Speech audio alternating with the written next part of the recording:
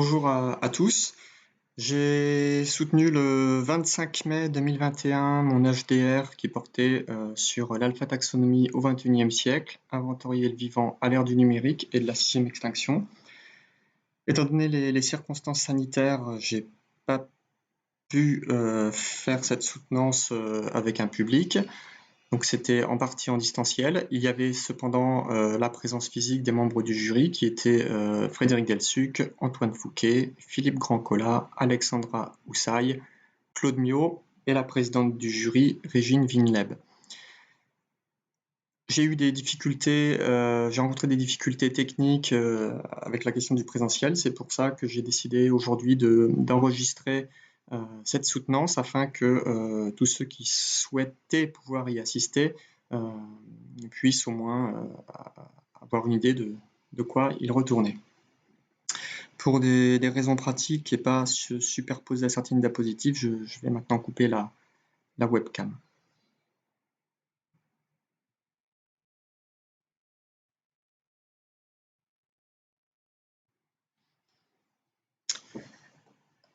Donc mon HDR portait sur l'alpha-taxonomie au XXIe siècle et elle s'intitule également « Inventorier le vivant à l'ère du numérique et de la sixième extinction ».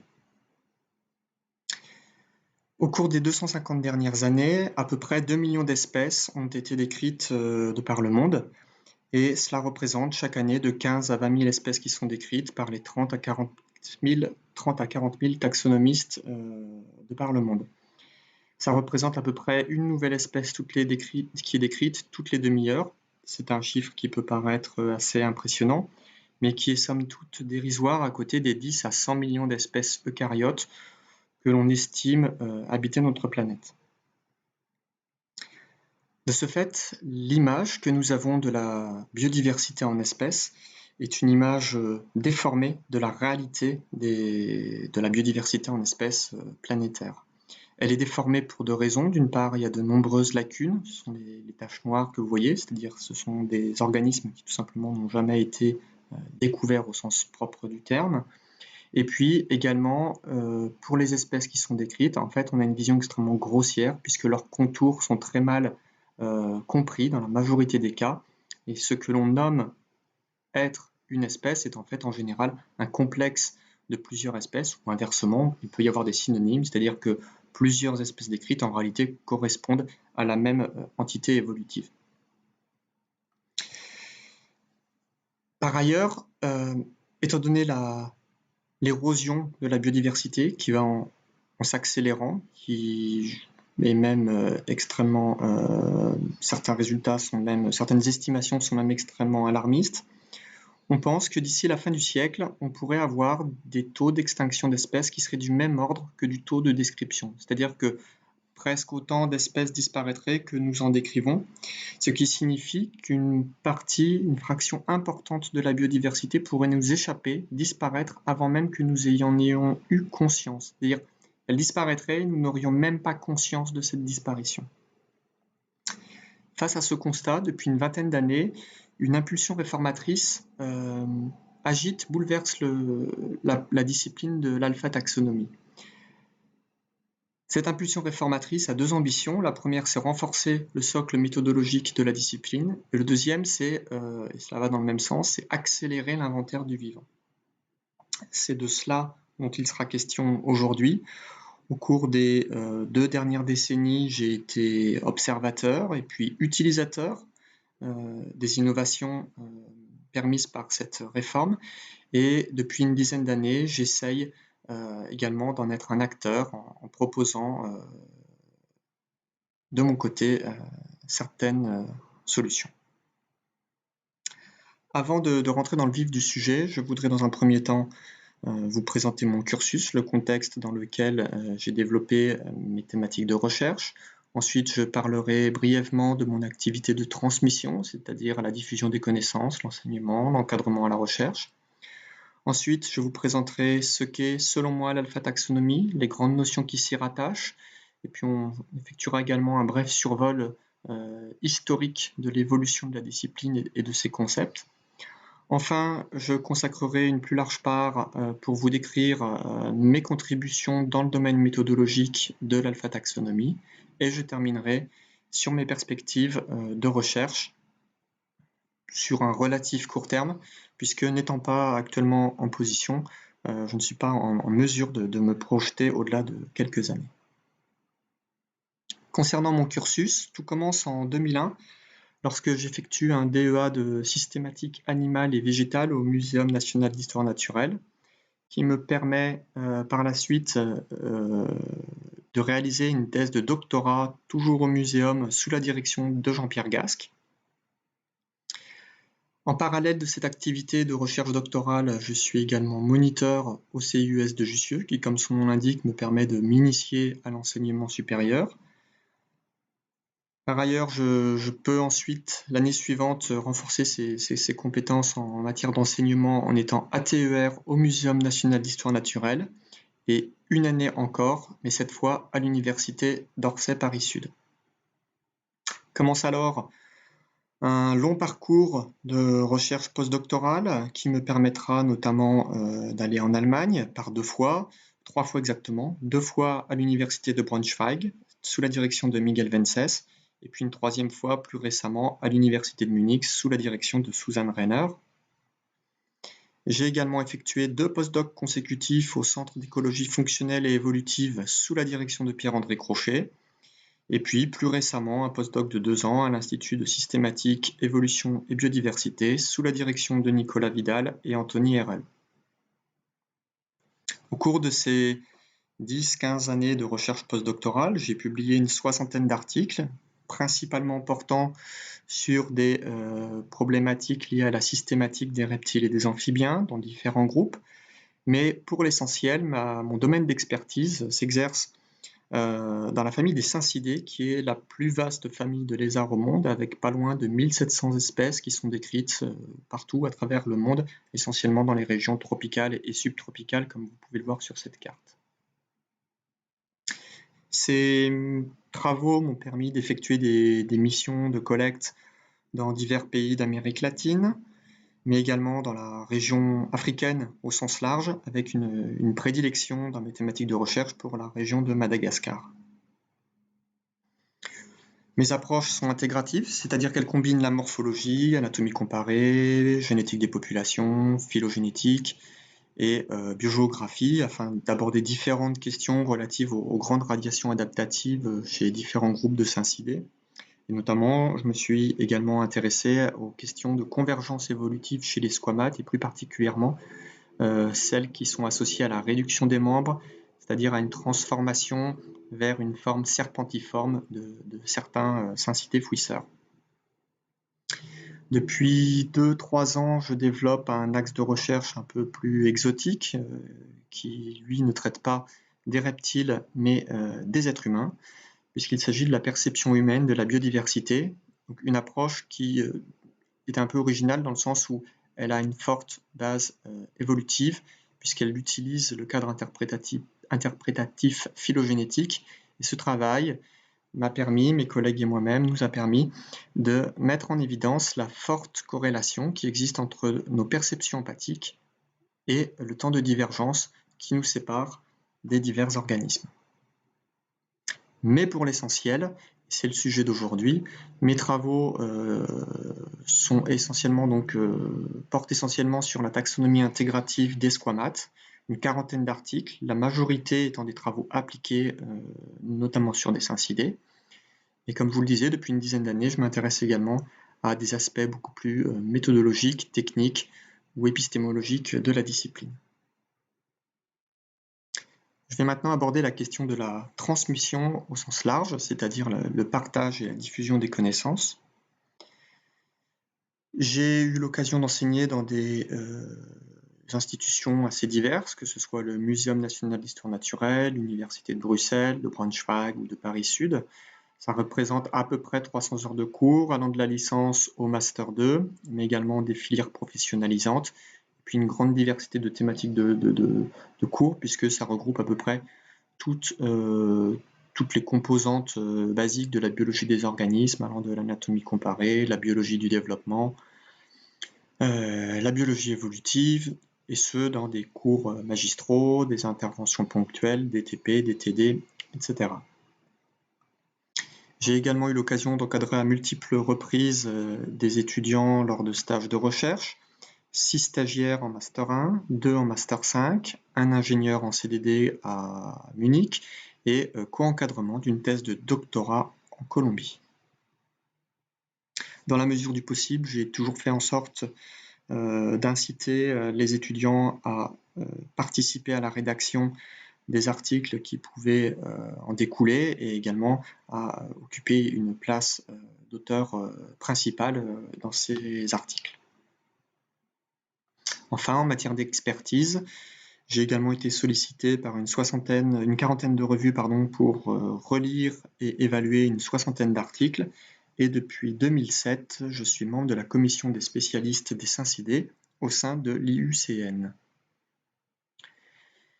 Et puis pour finir cette partie, je me suis également largement investi dans la diffusion des connaissances auprès du grand public, en rédigeant des articles de vulgarisation, par exemple, portant sur des travaux récents auxquels j'ai participé, ou alors pour expliquer des grandes notions qui sont parfois mal comprises du grand public, ou alors qui font écho à des problématiques sociétales, comme par exemple le fait de défendre la collecte des animaux, c'est-à-dire le sacrifice des animaux pour les mettre en collection, avec toutes les questions éthiques qui s'y rattachent, ou alors des questions générales qui sont parfois mal comprises, comme par exemple de quoi a-t-on affaire quand en science on parle d'une nouvelle espèce. Et puis, par ailleurs, j'ai été également sollicité à de multiples reprises par des médias essentiellement nationaux pour intervenir ponctuellement, soit sur des questions en rapport avec l'actualité, ou alors un article récemment publié. Je vais maintenant vous présenter l'alpha-taxonomie. L'alpha-taxonomie, c'est une discipline qu'on présente souvent de manière un peu rapide comme étant la science qui est en charge de l'inventaire du vivant.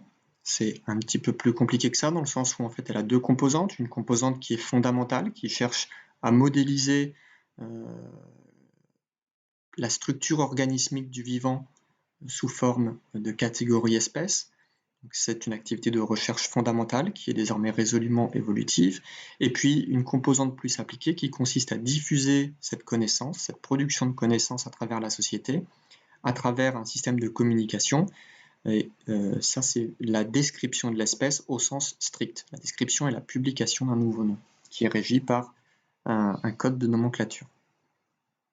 On peut la mettre en parallèle avec la bêta-taxonomie, qui, elle, a une mission et un fonctionnement totalement différent et qui consiste à classer hiérarchiquement les organismes, espèces décrites, inventoriées par l'alpha-taxonomie. On est donc à des échelles très différentes. L'alpha-taxonomie est à l'interface population-espèce, la bêta-taxonomie est à un niveau supraspécifique. On regroupe ces deux catégories sous le terme plus vaste de taxonomie, et on peut l'opposer à la systématique par leurs intentions. Je mets le mot intention parce que ça me semble plus pertinent que de parler de méthode. C'est-à-dire que les intentions de la taxonomie visent à décrire la structure du vivant à travers un système de communication catégorielle et universelle, là où celles de la systématique visent à comprendre la structure du vivant, son histoire évolutive, ses mécanismes de diversification. La distinction entre ces deux intentions tend cependant à s'estomper au fur et à mesure que la taxonomie incorpore les méthodes et les concepts issus de la biologie évolutive et de la systématique. À titre d'exemple, plus personne désormais ne va parler de bêta-taxonomie, on va tout simplement parler de classification phylogénétique du vivant. De même, mais dans une moindre mesure, beaucoup moins largement répandue et plus récemment, l'alpha-taxonomie tend également à s'approprier ces méthodes, que ce soit la génétique des populations, la coalescence, la phylogénie par exemple, à les intégrer dans une approche qu'on va de plus en plus qualifier de délimitation d'espèces ou de taxonomie intégrative. J'aurai l'occasion d'y revenir par la suite. Pour bien comprendre les changements qui ont affecté, on pourrait même dire les bouleversements qui ont affecté la pratique alpha-taxonomique, il faut un peu remonter en arrière et parler un petit peu d'histoire. La taxonomie, telle qu'on la connaît, commence en 1758 quand Linné va publier le Systema Naturae. C'est à ce moment-là que va se généraliser, que va être déclaré puis se généraliser par la suite le système de classification binomiale tel que nous le connaissons. À l'époque, les espèces de Linné sont des espèces fixistes, ce sont des créations divines parfaites, immuables, totalement essentialistes, dans le sens où le polymorphisme intraspécifique n'a pas grande importance.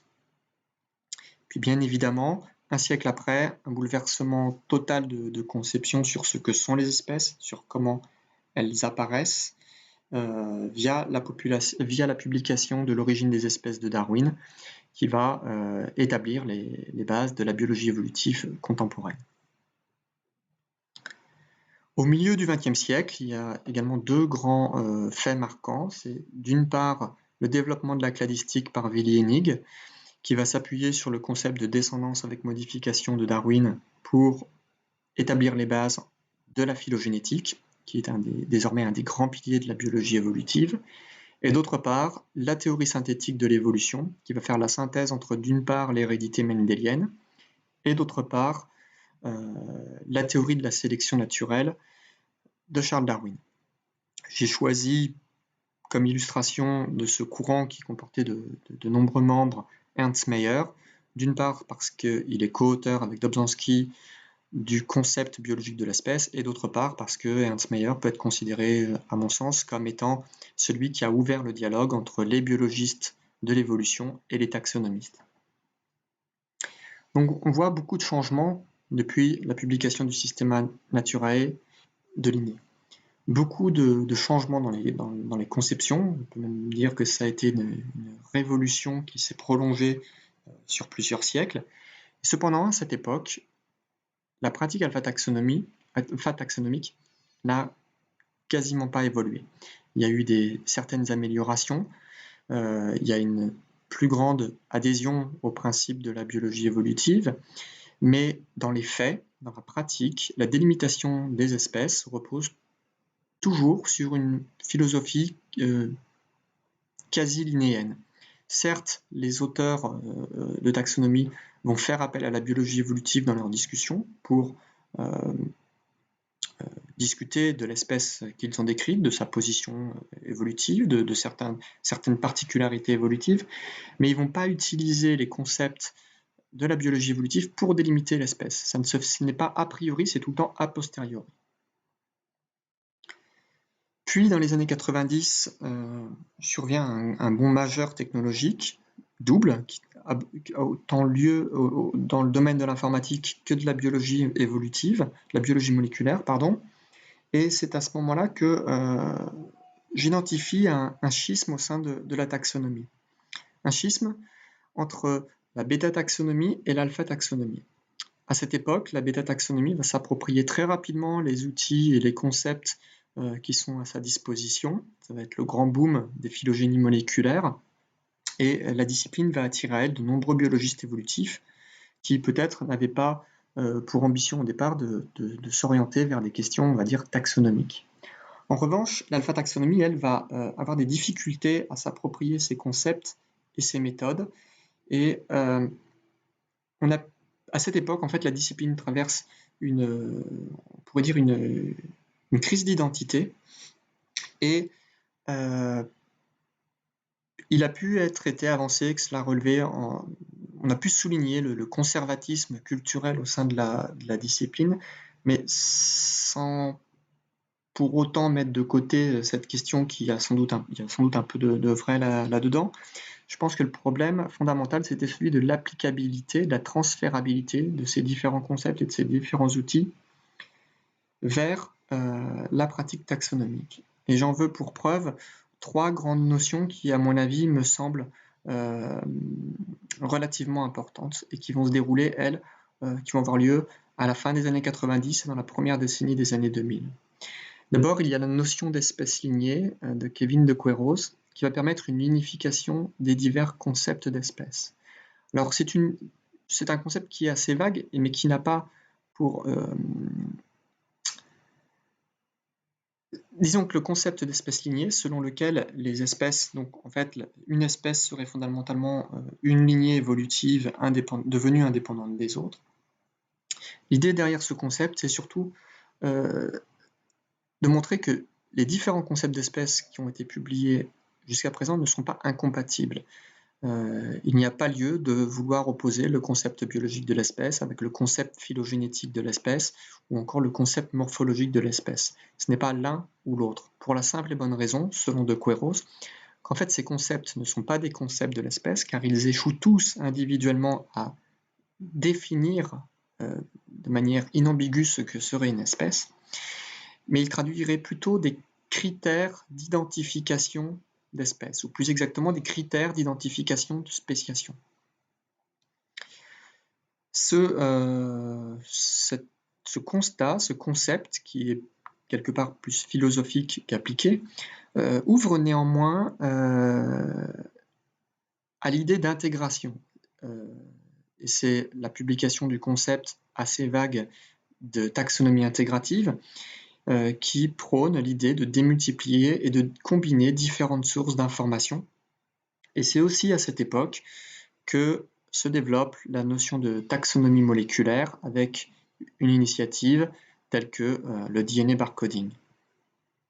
Et puis, dans les années 2010, la notion de délimitation tend à se répandre. Et derrière cette idée de délimitation, c'est-à-dire délimiter des espèces, c'est-à-dire inférer des hypothèses d'espèces, il y a une idée de rationalisation, de formalisation, d'automatisation, en un mot d'objectivisation des inférences taxonomiques. Et cela est notamment permis par le développement de multiples programmes qui vont s'appuyer sur différents concepts biologiques tels que le barcode gap, la coalescence, l'exclusivité allélique ou la monophylie. Ensemble, ces trois grands principes, ces trois grandes notions vont contribuer à une même idée, à un même glissement vers un nouveau paradigme, à savoir que jusqu'alors, les taxonomistes tentaient de démontrer l'existence d'un phénomène qui était l'espèce, alors que désormais, ils tentent de démontrer l'existence d'un événement qui est la spéciation.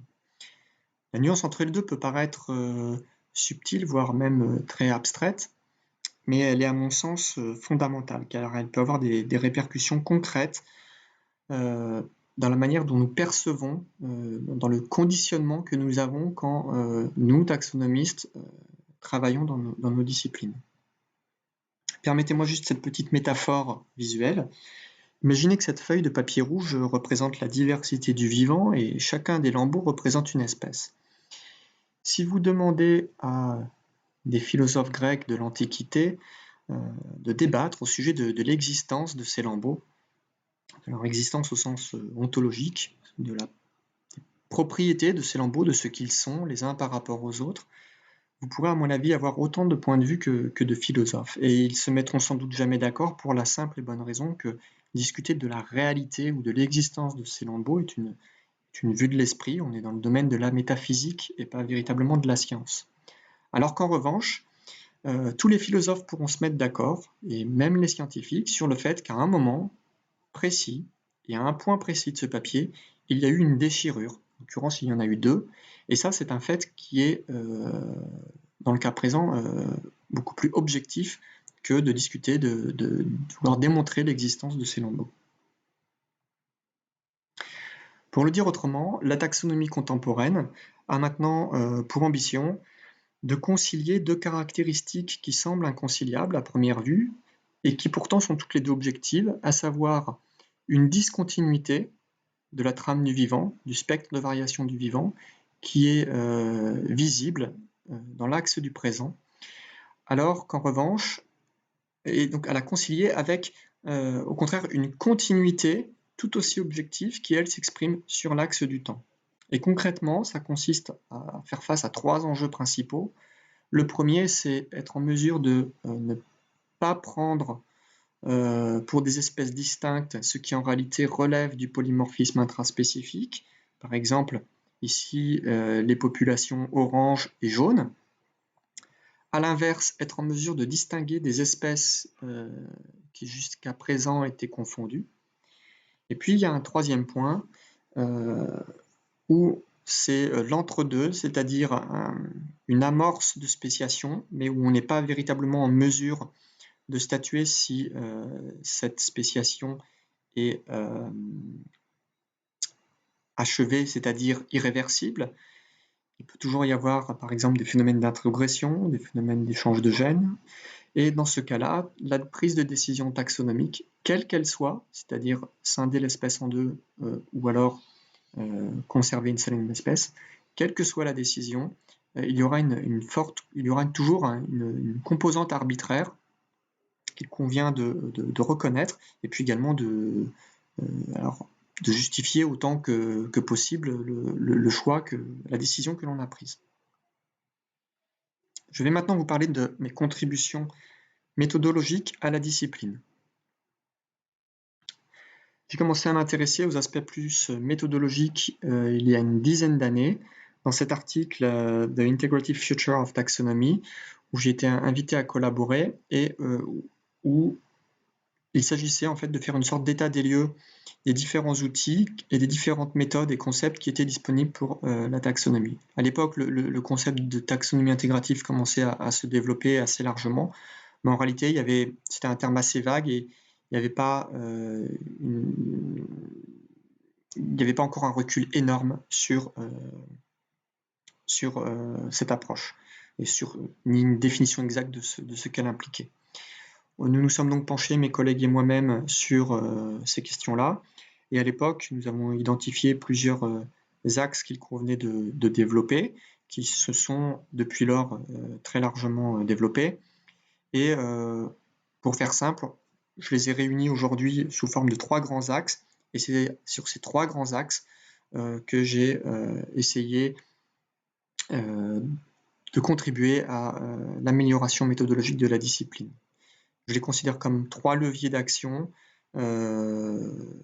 orthogonaux, c'est-à-dire que quand on agit sur l'un, nécessairement ça augmente le volume, ils ont un effet démultiplicateur les uns avec les autres. Le premier, le plus évident, c'est des avancées méthodologiques d'ordre quantitatif, c'est-à-dire explorer plus et plus vite. Explorer plus et plus vite, ça ne signifie pas nécessairement, ou en tout cas ça ne signifie pas que faire plus de missions et décrire plus d'espèces. Fondamentalement, ça signifie produire plus de données et partager plus de données. Le deuxième point, ce sont des avancées d'ordre qualitatif, c'est-à-dire proposer des espèces plus robustes. Qu'est-ce que c'est qu'une bonne espèce en taxonomie, si ce n'est une espèce qui, au fur et à mesure des publications contradictoires, des publications de nouveaux jeux de données, c'est une hypothèse d'espèce qui n'est pas modifiée, elle est juste confirmée. C'est ça ce qu'on peut appeler une espèce robuste. Et ça repose fondamentalement sur l'usage, dès le départ, d'un grand nombre de types de données différents et d'un grand nombre de données, c'est-à-dire un bon échantillonnage populationnel également. De fait, il n'y a pas à mettre en opposition quantitatif et qualitatif, puisqu'en réalité, il y a une synergie entre ces deux approches, puisque le qualitatif repose nécessairement sur le quantitatif en taxonomie. Enfin, le troisième axe dans lequel j'ai pu contribuer, c'est celui d'une généralisation du recours à ces nouvelles approches, c'est-à-dire les faire adopter massivement par la communauté, parce que si seule une minorité, une petite fraction des taxonomistes peut bénéficier des avancées méthodologiques diverses, eh bien en fait, leur impact sera dérisoire. Concernant le premier axe, alors premier axe dans la figure, mais non pas en termes chronologiques, le premier axe dans lequel je me suis investi est illustré comme par cet article publié dans Systematic Biology l'an dernier, dans lequel mes collègues et moi-même, essentiellement une équipe de chercheurs et collaborateurs allemands, nous nous sommes posés sur la question des bases de données taxonomiques, où nous en étions et qu'est-ce qui restait à faire. En fait, nous sommes partis du constat que quand on délimite une espèce, les taxonomistes étudient des spécimens. Pour le dire autrement, la science, l'objet de recherche de la science taxonomique, ce n'est pas l'espèce, ce ne sont pas les espèces, ce sont les individus. Les espèces ne sont que les résultats de nos études, ce sont le output d'un processus de recherche. Alors certes, les taxonomistes produisent des bases de données d'espèces taxonomiques. C'est le principe même de la discipline que de produire ce type de résultats-là, qui puissent être exploitables par les autres disciplines et par l'ensemble de la société. Mais ce dont ont besoin les taxonomistes pour travailler, c'est de bases de données de spécimens taxonomiques. Ils ont besoin de bases de données pour en fait pouvoir étudier ce qu'on appelle des cyberspécimens, c'est-à-dire non pas se passer du recours à l'étude physique réelle des spécimens des collections, mais pour enrichir leur échantillonnage en incluant des spécimens auxquels ils n'auraient pas eu accès, parce qu'en fait les spécimens intéressants sont répartis à de multiples endroits, multiples institutions à travers le monde. Depuis 2 ans, on voit d'ailleurs que c'est difficile de voyager. Et puis, dans bien des cas, les mêmes spécimens ont été étudiés des dizaines de fois par des dizaines de taxonomistes au cours des derniers siècles. Les mêmes spécimens ont été photographiés des dizaines de fois, etc. Il y a une dépense d'énergie qui est folle, alors qu'on pourrait en bonne partie conserver ces informations et les mettre à disposition, tout comme on le fait par exemple quand on produit des séquences ADN. Nous nous sommes penchés sur des questions méthodologiques et puis également ontologiques. Par exemple, l'idée de constituer un cyberspécimen, ce n'est pas seulement scanner un spécimen pour en avoir une modélisation en 3D. Un cyberspécimen, en réalité, c'est l'ensemble des données disponibles pouvant être mises à disposition du public pour les spécimens en question. Mais pour véritablement parler de cyberspécimens, il faut que toutes ces données soient interconnectées, qu'on puisse y accéder aisément. Et pour cela, elles doivent être reliées par un identifiant unique. Et comme ces différents types de données sont placés dans différents types de bases de données, ça génère un réseau qui est en fait extrêmement complexe et les problèmes d'interconnexion et d'interconnectivité de ces différentes bases à l'heure actuelle est un challenge. Nous nous sommes également intéressés à la caractérisation des types de données, c'est-à-dire à voir tous les types de données que la taxonomie pouvait produire, quelles étaient leurs propriétés ontologiques, il s'agissait de les caractériser et de les classer, et puis également leurs propriétés techniques, parce que toutes n'ont pas les mêmes propriétés techniques en termes soit de présentation, de structure ou de stockage, ou même de poids des données. Nous avons également fait un état des lieux concret, empirique des données produites en taxonomie, ce qui nous a permis de comparer l'évolution des différents types de données produits dans différents journaux. Donc là, c'est avec un riche panel d'évaluation des données produites dans les journaux. Et au final, cela nous a permis de dresser une liste de 14 critères qui nous semblent fondamentaux pour produire un système de base de données qui est compatible avec ce dont ont besoin réellement les taxonomistes pour pouvoir réellement pratiquer une cyber-taxonomie efficace. Cela nous a permis par la suite de confronter ces critères idéaux à différentes bases de données susceptibles d'être utilisées par les taxonomistes pour mettre en évidence le fait qu'il y avait un certain nombre de carences, que celles-ci ne sont pas nécessairement insurmontables, mais que si elles ne sont pas corrigées, eh bien, la grande majorité de ces bases de données sera loin d'être satisfaisante, c'est-à-dire qu'en gros, leur potentiel ne pourra pas être exploité au maximum par la discipline taxonomique. Le deuxième axe que je voulais évoquer aujourd'hui, c'est celui des avancées méthodologiques qualitatives. Dans la pratique taxonomique, il y a un grand panel d'approches qui sont utilisées dans la littérature. Alors je les ai classés de manière un petit peu subjective, c'est juste une illustration, mais on pourrait dire qu'il y a une sorte de trade-off entre des analyses qui sont relativement simples, rapides, bon marché. Alors bon, j'ai placé par exemple tout en haut le séquençage d'ADN mitochondrial, et puis au contraire des analyses beaucoup plus approfondies avec des résultats très robustes, mais qui sont également beaucoup plus complexes, chronophages et qui coûteux, comme par exemple la situation idéale où on a un riche jeu de données morphologiques qui est combiné à un jeu de données génomique. Donc on a un trade-off. Certaines de ces méthodes présentent des avantages, comme par exemple en haut plutôt des méthodes exploratoires, et puis en bas plutôt des méthodes très très fines quand on a une question bien précise, qui en général n'est pas qu'une question taxonomique d'ailleurs, mais une question évolutive et qui permet par là même de contribuer à clarifier certaines questions taxonomiques. Il y a également donc différentes approches, mais également différents outils de délimitation. De nombreux programmes qui se basent sur différentes méthodes ont été publiés et ils s'appuient eux-mêmes sur différents concepts, que ce soit basé sur la topologie ou bien basé sur le barcode gap ou basé sur l'exclusivité allélique ou la coalescence. Il y a une grande diversité de méthodes. Et donc ces diverses approches, diverses méthodes posaient la question de la comparaison de ces méthodes. Parce que en 2013, quand j'ai publié cet article, il y avait très peu voire quasiment pas de littérature disponible sur cette question.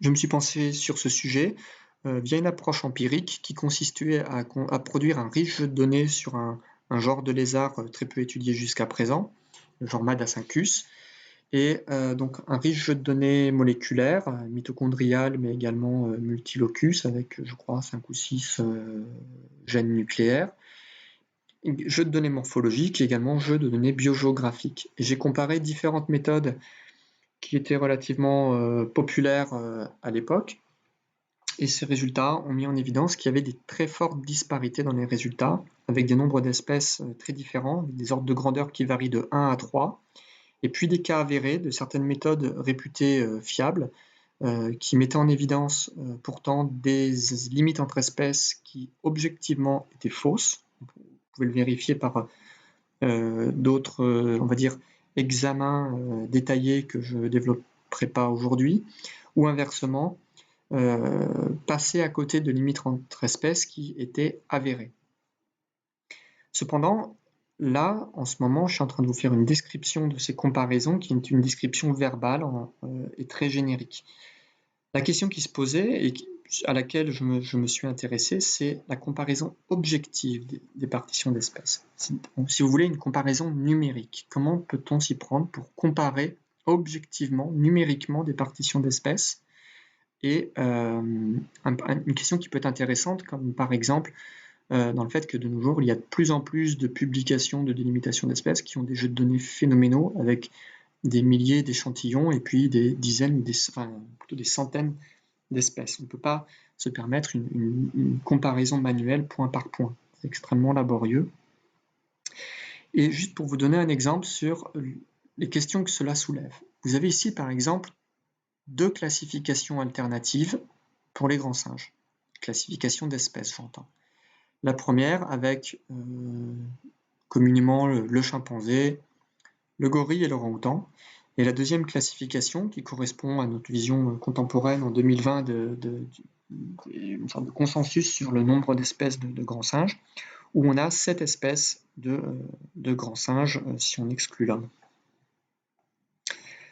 À l'époque, la majeure partie des papiers qui cherchaient à comparer des délimitations avaient une approche qui se basait encore sur l'espèce, qui était centrée sur la catégorie espèce. Et par exemple, ça consistait à comparer le nombre d'espèces, par exemple 3 versus 7, ou alors à comparer le contenu.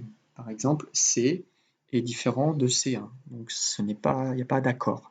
Si on se base sur le contenu, on voit qu'il n'y a aucun contenu qui est congruent entre ces deux classifications. C est différent de C1 et de C2, G de G1 et de G2, et ainsi de suite. Il n'y a aucune ressemblance. Et pourtant, si on se focalise sur les événements, c'est la métaphore de la feuille rouge que je vous présentais tout à l'heure, alors on se rend compte qu'il y a une congruence, il y a un même signal taxonomique qui est partagé entre ces deux classifications et qui correspond à un événement tangible qui est la spéciation. Et parmi ces congruences, eh bien, il y a par exemple le fait que dans la première classification C est bien différent de G, eh bien il n'y a pas de contradiction, à savoir que C1, C2 est bien différent de G1, G2. Cela m'a amené, en me basant sur cette approche, sur ce type d'approche, à concevoir 3 indices qui reposent sur des opérateurs ensemblistes, qui sont le C-tax, l'indice de congruence taxonomique, un indice de résolution taxonomique, qui est le R-tax, et puis un indice de congruence taxonomique moyen, le MC-tax. Ce ne sont pas des outils qui sont extrêmement complexes, mais leur nature ensembliste fait qu'ils sont parfois contre-intuitifs et pas toujours évidents à calculer à la main, même quand, et d'autant plus quand on a un jeu de données relativement important. On peut facilement s'embrouiller. C'est la raison pour laquelle j'ai fait appel à Jacques Ducasse, qui est un informaticien et qui a conçu Limes, qui est une petite application qui permet de calculer en quelques clics, à partir d'un tableau Excel, les différents indices précédemment mentionnés sur vos jeux de données. Et Limes est gratuit et accessible à tous. Je vais maintenant consacrer les dernières minutes de cet exposé à évoquer mes perspectives de recherche. En fonction bien évidemment des opportunités qui se présenteront à moi dans les années à venir, eh bien j'aimerais bien évidemment continuer mes travaux de taxonomie appliquée et conjointement, puisque ce sont des travaux qui sont menés sur les mêmes groupes, mes travaux sur l'adaptation au mode de vie fruisseur. Vous avez par exemple ici là 4 ou 5 espèces de syncidés de Madagascar qui sont en attente de description depuis maintenant des années. Et chaque année, on me sollicite et on m'envoie des spécimens ou des échantillons. Et en fait, j'ai tendance à recevoir plus de potentielles nouvelles espèces candidates que je n'ai le temps d'en décrire. Donc, de ce côté-là, si j'ai l'opportunité de pouvoir continuer, j'aurai encore largement de quoi m'occuper pendant des années. J'aimerais également poursuivre mes travaux de recherche qui portent sur l'universalité des perceptions humaines de la biodiversité. J'aimerais notamment pouvoir répéter les tests qui avaient eu lieu initialement sur une population strictement française auprès de populations de chasseurs-cueilleurs, afin mon hypothèse que j'aimerais tester, visant justement à mettre en évidence cette universalité humaine dans nos perceptions empathiques. Et puis, un deuxième volet qui est un travail en cours de rédaction même, qui s'interroge sur la composante neurodéveloppementale de nos perceptions empathiques à l'égard du vivant. Et cette étude en cours porte notamment sur les perceptions empathiques de la biodiversité auprès d'une population qui présente des troubles du spectre autistique. Et bien évidemment, j'aimerais pouvoir continuer mes travaux sur les aspects méthodologiques, et notamment ceux sur la généralisation du recours à ces nouvelles approches, que je n'ai pas pu évoquer jusqu'à présent, c'est-à-dire faire adopter massivement par la communauté des taxonomistes, et les différentes approches qui sont désormais disponibles. Vous avez ici 2 articles qui sont en fait des préprints, donc qui n'ont pas encore été officiellement publiés, enfin ils n'ont pas été relus et évalués. Et ce sont deux outils, on pourrait dire ça.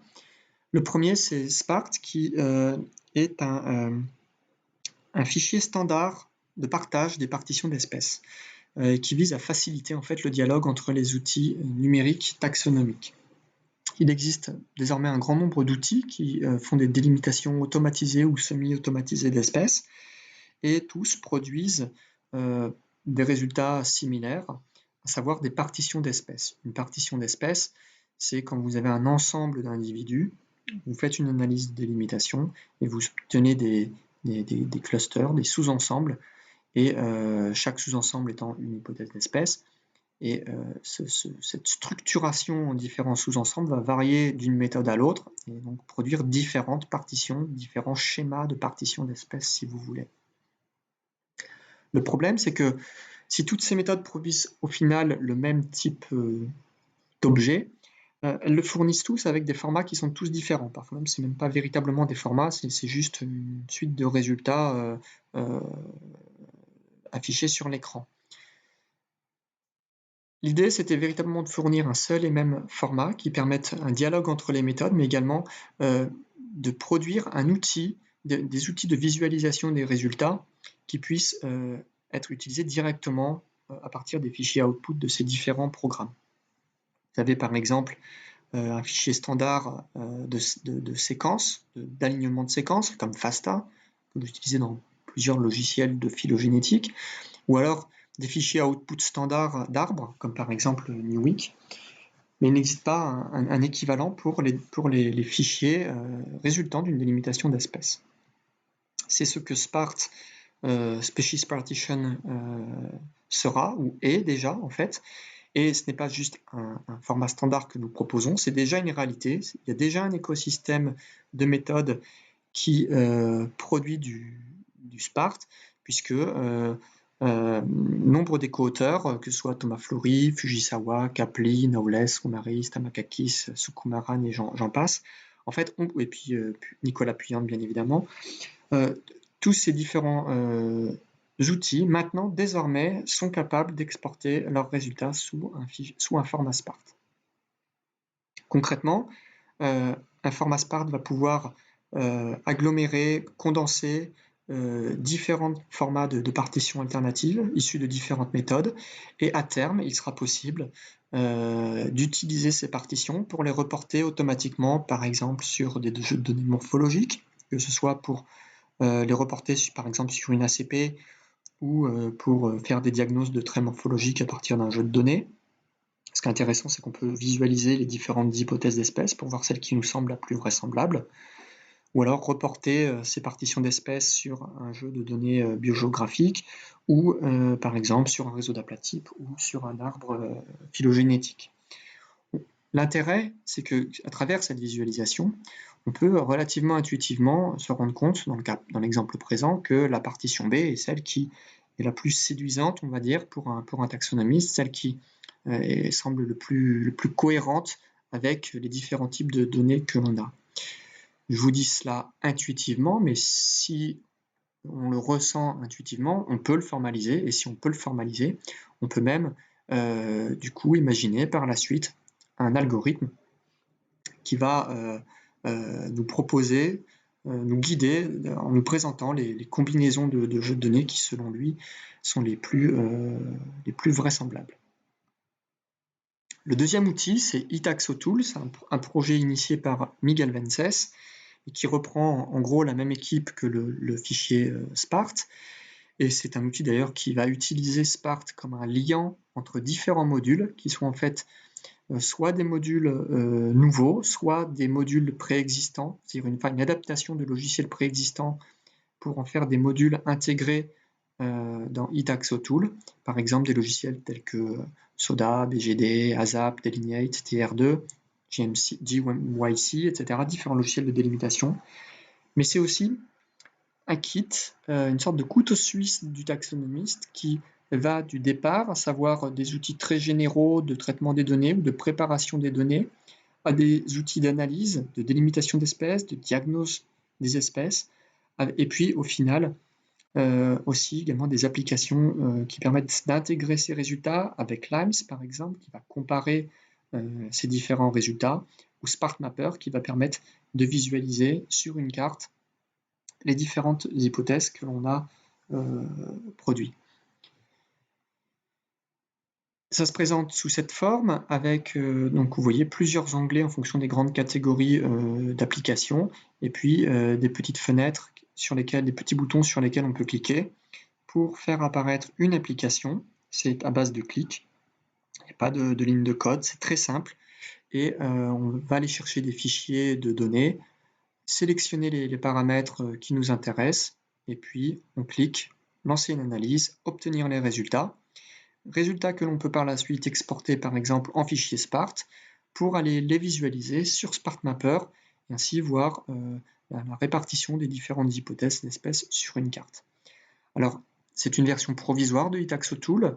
Elle est amenée à se développer et à s'affiner dans les années à venir. Il y a encore beaucoup de travail et on s'y active. Et puis, il y a également un avenir pour Itaxotool, ou en tout cas une sorte de continuité, et qui consistera à produire l'équivalent de Itaxotool sous forme d'une application en ligne beaucoup plus simple et fluide d'utilisation. Alors, les modalités ne sont pas définies. Ce que je vous présente ici, c'est juste une maquette réalisée en collaboration avec Sophie Brouillet et Nicolas Puyandre, et même le titre de cette plateforme est provisoire, rien n'est fixé, mais c'est juste pour vous présenter que dans les mois qui viennent, sans doute sera mis en disposition donc une plateforme en ligne qui reprendra certains des différents modules précédemment mentionnés pour Itaxotool, mais sans doute avec quelque chose de beaucoup plus fluide, puisque un support web offre la possibilité d'enchaîner, de guider par la main l'utilisateur à travers un workflow fluide, simple. Et donc voilà un projet que j'aimerais bien développer. Et à terme, cette plateforme devrait un peu servir de coup d'essai, de laboratoire pour voir dans quelle mesure on peut proposer quelque chose de plus large, de beaucoup plus complexe, un peu comme Itaxotool, mais en ligne.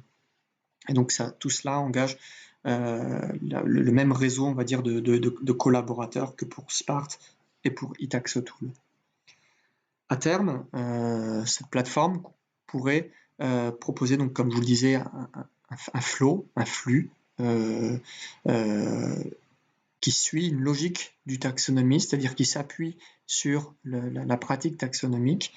Et à terme, on pourrait même imaginer quelque chose, donc là je me projette sur le plus long terme, mais ce n'est pas de la science-fiction selon moi. On pourrait même imaginer un outil où le taxonomiste rentre ses alignements de séquences, ses matrices de caractères morphologiques, des jeux de données, par exemple des coordonnées GPS, et puis ensuite, la plateforme pourrait proposer différentes hypothèses de délimitation avec différents indices de vraisemblance, et puis surtout, il pourrait croiser les différents types de données, suggérer avec, par exemple, une approche bayésienne, suggérer celle qui se combine le mieux. Alors ce n'est pas une boîte noire, parce que l'utilisateur aura toujours la main, aura toujours la possibilité de sélectionner les paramètres, de faire ses choix, mais disons qu'il aura il aurait un ensemble de résultats possibles avec toute une liste de justifications, pourquoi telle délimitation est intéressante, pourquoi telle autre est peu vraisemblable. Et donc en fait, c'est vraiment une formalisation des résultats qui pourrait être prise par le taxonomiste lorsqu'il veut ensuite rédiger son article. Et pourquoi pas des cartes de répartition alternatives, des occurrences de sympatrie, des diagnoses morphologiques ou moléculaires, des clés d'identification ou des prédescriptions, tout cela automatisé en langage naturel. Ce n'est pas de la science-fiction parce que tous ces différents outils en fait existent déjà plus ou moins, la technologie existe. Maintenant, la vraie question, c'est comment assembler tout ça de façon intelligente et le plus ergonomique possible, puisque, encore une fois, l'idée, c'est de s'adresser à un public le plus large et qui n'a pas forcément qui n'a pas forcément des grandes compétences en bioinformatique et qui a autre chose à faire que de la bioinformatique. Ma présentation, ma seconde présentation d'HDR s'arrête là pour aujourd'hui. Je tiens à remercier tous mes collègues, amis, chercheurs, postdocs, étudiants, techniciens, ingénieurs, naturalistes que j'ai croisés au cours des 15 dernières années. Je ne peux pas tous les remercier nommément ici, ça serait un peu trop long, mais le cœur y est. Je tiens également à remercier ma famille sans qui tout cela n'aurait été possible, ainsi que l'ISIEB qui a contribué financièrement et qui m'a permis de faire venir les membres du jury qui venaient de Toulouse et de Montpellier. Et puis bien évidemment, je remercie chaleureusement les membres du jury qui m'ont fait la présence, l'honneur de leur présence cette journée du 25 mai, c'était il y a 2 jours. Et je vais m'arrêter là et je vous remercie.